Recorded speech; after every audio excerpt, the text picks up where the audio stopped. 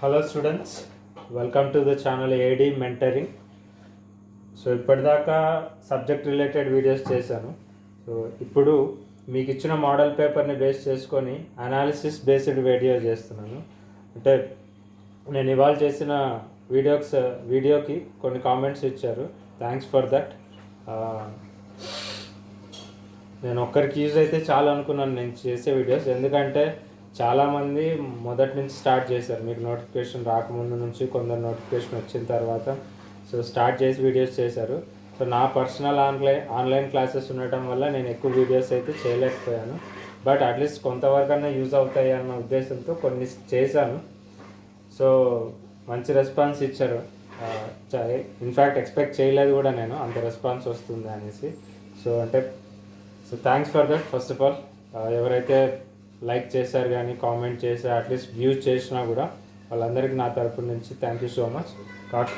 So ఈ video intention ఏంటి అని అంటే, సో స్ట్రాటజీ మీరు వినే ఉంటారు.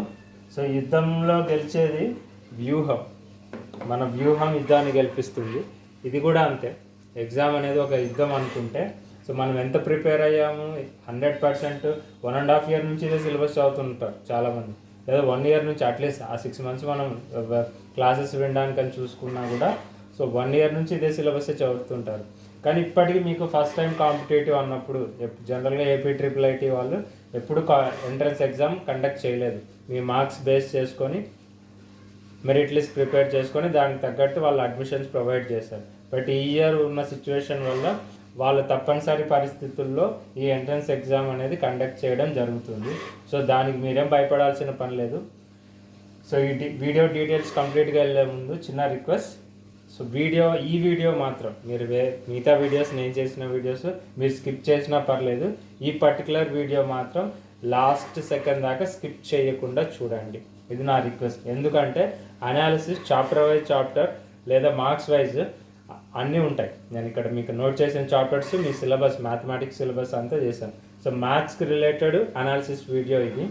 అలాగే సైన్స్ రిలేటెడ్ వీడియో ఇంకోటి చేస్తాను.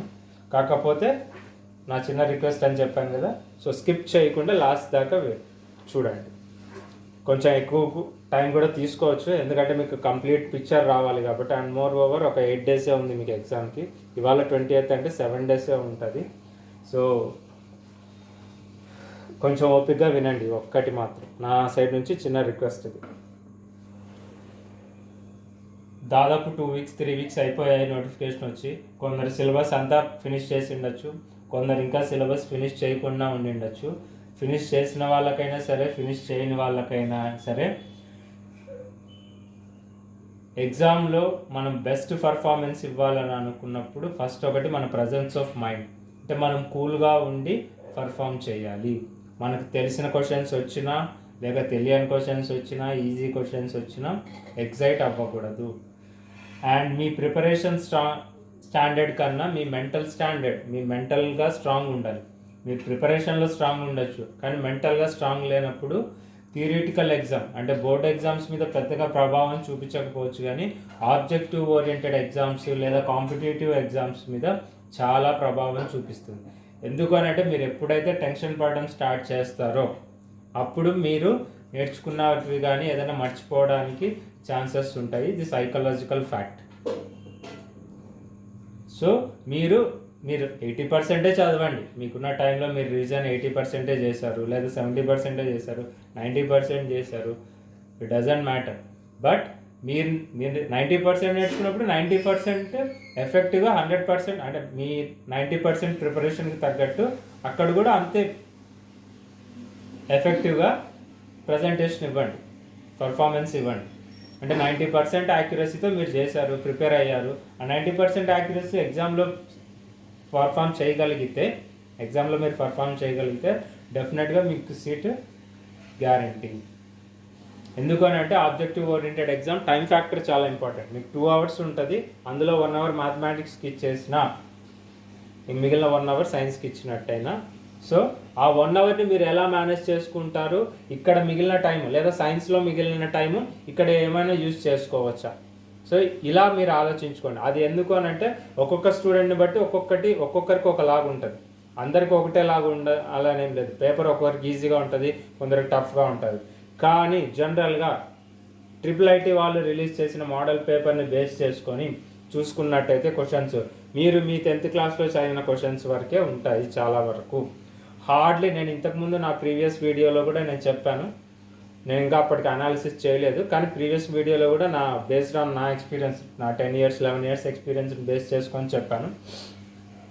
ఫైవ్ క్వశ్చన్స్ మాత్రం కొంచెం డిఫికల్ట్గా ఉన్నాయి. అంటే మీ బేసిక్ లెవెల్ని టెస్ట్ చేయాలి. అంటే మీ బేసిక్స్, మీరు ఫండమెంటల్స్ దగ్గర ఎంత స్ట్రాంగ్ ఉన్నారు అన్న పాయింట్ని బేస్ చేసుకొని, లేదా ఏదో ఒక యాప్టిట్యూడ్ క్వశ్చన్ రైల్వేస్ ఎగ్జామ్స్కి కానీ లేదా బ్యాంక్ ఎగ్జామ్స్కి కానీ ఉన్న లెవెల్లో ఒక బేసిక్ క్వశ్చన్ ఉంది, అది కూడా పెద్ద లాజిక్ ఏం కాదు. సో అలాంటి క్వశ్చన్స్ని చూసి నన్ను అడిగిన కామెంట్ ఏంటంటే, కామెంట్స్లో నన్ను అడిగిన క్వశ్చన్ టిప్స్ ట్రిక్స్ చెప్పండి అన్నారు. సో దీనికి ట్రిక్స్ అవసరం లేదు, టిప్స్ అయితే మాత్రం నేను ఇప్పుడు చెప్తున్న ప్రతి పాయింట్ ఫాలో అవ్వండి. ట్రిక్స్ ఎందుకు అవసరం లేదు అంటే, ఒక 5 marks గురించి ఆలోచించి మీరు మిగిలిన 45 marks వదిలేయకండి. ఆ 5 marks అది 1 question, అది అండ్ నెగిటివ్ మార్క్ కూడా లేదనుకుంటాను నాకు తెలిసి. సో ఒకసారి మళ్ళీ కన్ఫర్మ్ చేస్తాను నెక్స్ట్ వీడియోస్లో. నాకు తెలిసినంత వరకు అయితే నెగిటివ్ మార్కింగ్ కూడా మీకు లేదు, కాబట్టి మీకు పోయేది ఏం లేదు. అక్కడ తెలియనప్పుడు ఒక ఆప్షన్ పెట్టండి, దాని గురించి మీరు టైం వేస్ట్ చేసుకోవాల్సిన అవసరం లేదు ఎగ్జామ్లో. అండ్ ఈ సిలబస్ చూసుకుంటే ఈ చాప్టర్స్ నుంచి 4 marks, నేను ఇక్కడ 1 అని రాశాను కదా, ఈ చాప్టర్స్లో మాత్రం మీకు ఇచ్చిన మోడల్ పేపర్లో కొంచెం టిపికల్ క్వశ్చన్స్ ఉన్నాయి. అవి కాకుండా మిగిలినవన్నీ మీరు చదివిన క్వశ్చన్సే, అవి కూడా బేసిక్ పాయింట్సే. అండ్ ఆ బేసిక్ పాయింట్స్ని మీరు అప్లై చేయడం తెలిస్తే చాలా ఈజీ. పేపర్ కష్టంగా ఉండదు. పేపర్ ఒకవేళ కష్టంగా ఉంటే, ఎందుకంటే మీరంతా బాగా మంచి మార్క్స్ వచ్చిన వాళ్ళే 10thలో, ఒకవేళ మీకు కష్టంగా ఉంటే అందరికీ ఇంచుమించు కష్టంగానే ఉంటుంది, అంతే కష్టంగా ఉంటుంది. సో పేపర్ కష్టంగా వచ్చినప్పుడు ఆ ఫైనల్ టాప్ మార్కుని బట్టే మీకు మెరిట్ లిస్ట్ అనేది ప్రిపేర్ చేస్తారు. సో ఒకరికి 90 వచ్చి మిగిలిన, ఇప్పుడు 10 మంది ఎగ్జామ్స్ రాసినప్పుడు ఒకరికి 90 వచ్చి మిగిలిన 9 మందికి 60, 50, 70లో ఉన్నప్పుడు ఆ 90తో మనకు అవసరం లేదు, ఒక్క సీటే పోయేది. మిగిలిన 9 మంది వాళ్ళకు కాంపిటీషన్ ఉంటుంది. సో మీరు పేపర్ టఫ్గా వచ్చిందని ప్యానిక్ అవ్వకుండా జాగ్రత్తగా మీకు తెలిసిన క్వశ్చన్స్, అంటే మీరు ఇప్పుడు ఇక్కడ 14 చాప్టర్స్ ఉన్నాయి, ఈ 14 చాప్టర్స్లో మీకు డెఫినెట్గా 7 చాప్టర్స్ ఈజీగా ఉంటాయి, లేదా కాన్ఫిడెంట్గా ఉంటారు నేను ఈ 7 చాప్టర్స్లో ఏదైనా చేయొచ్చు అని. 7 చాప్టర్స్ మీరు బాగా ప్రిపేర్ అయ్యంటే 28 marks మీ చేతిలో ఉన్నట్టు. లక్కీగా మీరు పెట్టిన ఏదో ఒక బబ్లింగ్ ఒక 2-3 marks వచ్చినా 30 marks మీకు వస్తాయి. 50కి 30 marks మీకు అక్కడ వస్తాయి. సేమ్ సైన్స్కి కూడా అంతే, 50కి 30 marks 60 marks వస్తాయి. సో మీరు ఇంకొంచెం జాగ్రత్తగా, ఇంకొంచెం స్ట్రాటజీ మెయింటైన్ చేసి ప్లాన్డ్గా చదివితే ఈ 7 days రిమెంబర్, నేను మళ్ళీ మెన్షన్ చేస్తున్నాను, రిపీట్ చేస్తున్నాను, ఈ 7 days మీరు ఎంత తెలివిగా వ్యవహరించి జాగ్రత్తగా చదువుతారో ఈ 7 days, సో ఆ 20-30 marks ఇంప్రూవ్ చేసుకోవడం అనేది పెద్ద కష్టమేమీ కాదు. ఆబ్జెక్టివ్ ఎగ్జామ్ కాబట్టి 100 on 100 అనేది తెచ్చుకోవచ్చు, ఉండొచ్చు, అలాంటి స్టూడెంట్స్ కూడా ఉండరని నేను చెప్పాను, కానీ అందరికీ అంత ఈజీ కాదు. కాంపిటేటివ్ ఎగ్జామ్లో మిమ్మల్ని కన్ఫ్యూజ్ చేయడానికి ఉండే ఆప్షన్స్ చాలా ఉంటాయి. మీరు కాన్సెప్ట్ తెలిసినా కూడా ఆ తొందరలో కానీ లేదా ఆ ఎగ్జైట్మెంట్లో కానీ ఆప్షన్ రాంగ్ పెట్టే ఛాన్సెస్ చాలా ఉంటాయి. ఈ 7 daysని మీరు ఎలా యూజ్ చేసుకోవాలంటే, మీ ప్రిపరేషన్ లెవెల్ ఇప్పటిదాకా ఎంత ఉందన్నది మీకు మాత్రమే తెలుసు. దాన్ని బేస్ చేసుకొని, సో నేను ఏది చదివితే నాకు ఎక్కువ ఉంటాయి. అండ్ ఇంకొకటి, ఇక్కడ మార్క్స్ ఎందుకు రాశాను అని అంటే, ఏదో అన్ని చదవడం కాదు, క్వశ్చన్ ఈజీగా ఏ టాపిక్ ఉంటుంది. ఇప్పుడు ట్రిగనామెట్రీ ఉంది, ఈ చాప్టర్ నుంచి 5 marks ఇచ్చారు. సరే 5 marks ఎగ్జాక్ట్గా ఇలానే ఇచ్చినా ఇవ్వకపోయినా అట్లీస్ట్ 4 marks ఇస్తారు. 4 marks డెఫినెట్గా ఉంటాయి. ఓవరాల్గా 6 marks ఉన్నా 4 marks ఉంటాయి. సో అది చాలా ఈజీ క్వశ్చన్స్ ఇచ్చారు, ఒక్కటి మాత్రం టఫ్ క్వశ్చన్, మిగిలినవన్నీ ఈజీగానే ఉన్నాయి. సో మీరు మీకు స్ట్రాంగ్ ఏరియాస్లో ఉన్న మోడల్ క్వశ్చన్స్ లేదా మీ టెక్స్ట్ బుక్లో క్వశ్చన్సే మళ్ళీ సాల్వ్ చేయండి. 1 mark క్వశ్చన్స్ కానీ, లేదా ట్రై దీస్ అని, లేదా మీకు చాప్టర్ ఎండ్లో సినాప్సిస్ అని ఉంటాయి, లేదా ఇంపార్టెంట్ పాయింట్స్ అని సమ్మరీ లాగా ఇస్తారు. ఆ పాయింట్స్, ఫార్ములే ఈ చాప్టర్ ఫర్ ఎగ్జాంపుల్ మెన్సురేషన్ లాంటి చాప్టర్లో యూనిట్స్ చాలా ఇంపార్టెంట్. టాంజెంట్స్ అండ్ సీకెంట్ సర్కిల్లో ఆ థీరం స్టేట్మెంట్స్ చాలా ఇంపార్టెంట్. సిమిలర్ ట్రయాంగిల్స్లో కూడా అంతే, థీరం స్టేట్మెంట్స్ చాలా ఇంపార్టెంట్. ఏం యూజ్ చేస్తున్నాం అనేది, pair of linear equations, quadratic equations, ఇవన్నీ 4 మార్క్స్కి ఇచ్చున్నారు. సో దీంట్లో ప్రిపరేషన్ స్ట్రాటజీ అంటూ పెద్దగా మీరు ఫాలో అవ్వాల్సిన ఏం లేదు. మీకు తెలిసిన చాప్టర్స్లో మీరు కాంపిటెంట్ ఉన్న చాప్టర్స్ కాకుండా మీకు తెలియని చాప్టర్స్కి సంబంధించి బేసిక్ పాయింట్స్ని తరోగా నేర్చుకోవడానికి ట్రై చేయండి. సో ట్రిగనామెట్రీ మీద నేను చేశాను వీడియో. నేను నా ఫస్ట్ రీజన్, నా ఇంటెన్షన్ కూడా ఎందుకు నేను ట్రిగనామెట్రీ టచ్ చేశాను, నేను చేసింది 6 వీడియోస్ నాకు తెలిసి, ఇప్పుడు 4-5 వీడియోస్ ఉంటాయి నావి. అందులో 3 పార్ట్స్ ట్రిగనామెట్రీకి చేశాను. 3 పార్ట్స్ ట్రిగనామెట్రీకి చేశాను అంటే అవి నార్మల్గా చెప్పాలి ఆ కాన్సెప్ట్స్ అంటే 3 అవర్స్ 4 అవర్స్ పడుతుంది. నేను 45 మినిట్స్లోకి సింప్లిఫై చేసి చెప్పాను. ఆ లాజిక్స్ మీకు ఎక్కడా దొరకవు. లెంగ్తీగా ఉండొచ్చు, కానీ మీకు లెంగ్తీగా ఉండొచ్చు వీడియో, చాలా 45 మినిట్స్ కూర్చొని వినడం కష్టమే.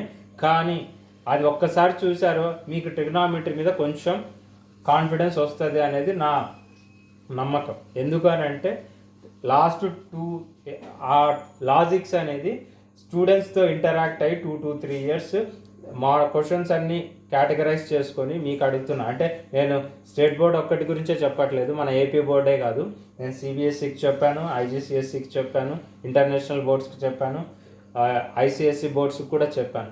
అక్కడ కూడా ఇవే కాన్సెప్ట్సే. సో వీళ్ళందరి బేస్ చేసుకొని, సో ఒక క్వశ్చన్ వచ్చినప్పుడు స్టూడెంట్ ఎలా ఆలోచించాలి, ఈ క్వశ్చన్ ఏ టాపిక్ లింక్ అవుతుంది అన్న పాయింట్స్ క్లియర్గా ఎక్స్ప్లెయిన్ చేశాను. అవి ఒకసారి చూడండి. ప్రాబబిలిటీ చెప్పాను. ఎందుకు చెప్పాను ప్రాబబిలిటీ అని అంటే, సో 3 మార్క్స్ ఉన్నాయి, చాలా చిన్న కాన్సెప్ట్స్, మీరు కూడా ఈజీగానే ఉంటాయి. అందులో టెక్స్ట్ బుక్లో లేని కొన్ని అడిషనల్ క్వశ్చన్స్ ఆ 2 పార్ట్స్లో చెప్పాను. ఇంకొక పార్ట్ చెప్పాలి ప్రాబబిలిటీ, అది చెప్తాను. సో మీరు ఈ 2 చాప్టర్స్ తీసుకున్నా కూడా 6, 3, 9 మార్క్స్ ఉంటాయి. అంటే 2 చాప్టర్స్ అయితే మీరు 10 మార్క్స్ తెచ్చుకోవచ్చు దగ్గర. అంటే మీకు తెలిసిన క్వశ్చన్స్ కూడా కొన్ని ఇందులో ఉంటాయి కదా. సో 30 to 35 మార్క్స్ తెచ్చుకోవడం ఈజీ, ఎవరికైనా ఈజీ. 35 నుంచి 50 లోపు మార్క్స్ తెచ్చుకోవడానికి చాలా కష్టపడాలి. సో ఆ కష్టం ఈ 7 days చేయండి. సో టిప్స్ అనేది నేను ఇందాక చెప్పినవన్నీ ఫాలో అవ్వండి. టిప్స్, ట్రిక్స్ అన్నది మాత్రం మీ బేసిక్ పాయింట్స్ నుంచే క్వశ్చన్స్ ఫ్రేమ్ చేస్తారు. ఆబ్జెక్టివ్ ఎప్పుడు ఫార్ములా ఓరియంటెడ్, కానీ బేసిక్ పాయింట్స్, రిలేషన్స్, వీటి మీద క్వశ్చన్స్ ఫ్రేమ్ చేస్తారు. అవి ఒకసారి రీచెక్ చేసుకోండి. ఇంకా దీనికి సంబంధించి ఏదైనా డౌట్స్ ఉంటే పర్సనల్గా దీనికి వాట్సాప్ చేయొచ్చు మీరు. ఎందుకంటే అన్ని వీడియోలో 1-on-1 కవర్ చేయడానికి కాదు. సో అలా లైవ్ వీడియో కూడా నాకు ఇష్టం ఉండదు. మీరు ఏదైనా ఉన్నా వాట్సాప్ దీనికి చేస్తే, మెసేజ్ చేస్తే నేను దానికి తగ్గ మీ పర్ఫార్మెన్స్, మీ ప్రిపరేషన్ లెవెల్స్ని బట్టి, మీ 10th క్లాస్ మార్క్స్ని బట్టి కూడా నేను మీకు రిప్లై ఇస్తాను.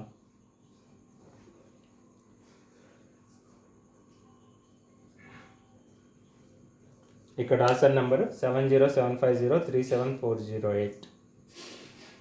సో చాలా సింపుల్, మీరు అనుకున్నంత ఏం టెన్షన్ పడకండి, నేను కాన్ఫిడెంట్గా చెప్తున్నాను. ఎందుకు అని అంటే మీరు చదివిన సిలబస్, మీరు 1 year నుంచి చదివిన సిలబస్, మీకు మధ్యలో గ్యాప్ వచ్చి ఉండొచ్చు, కానీ కొంచెం ఫోకస్ పెట్టి చదవండి, డెఫినెట్గా కొత్త సిలబస్.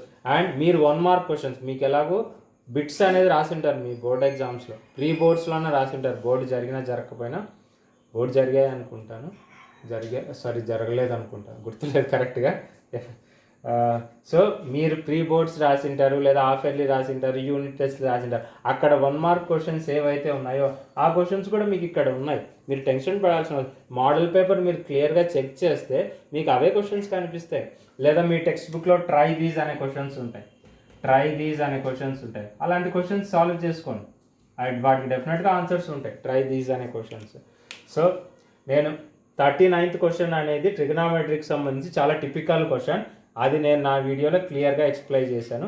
అది ట్రిగనామెట్రీ పార్ట్ 3లో ఉంటుంది, చాలా క్లియర్గా ఎక్స్ప్లెయిన్ చేశాను. సో అంతకన్నా టిపికల్ క్వశ్చన్స్ మీకు డెఫినెట్గా ఇవ్వరు.